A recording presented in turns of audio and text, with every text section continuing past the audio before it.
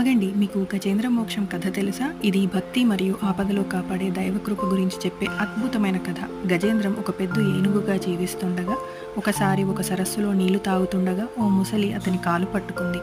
గజేంద్రం ఎంత బలంగా కృషి చేసినా ముసలిని తప్పించుకోలేకపోయాడు.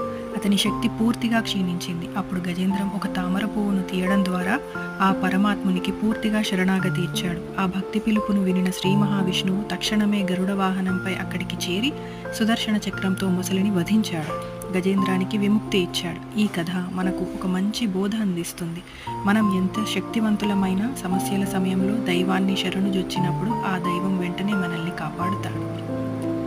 ఇంకెంతో ప్రేరణాత్మకమైన భగవత్ కథల కోసం లైక్ చేయండి, షేర్ చేయండి మరియు సబ్స్క్రైబ్ చేయండి.